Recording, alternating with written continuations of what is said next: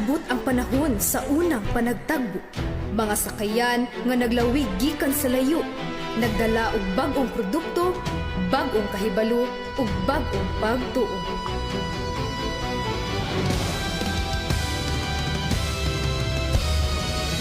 Sa barter ug pamatigayon, nag-abli ang konsolasyon sa kalibutan.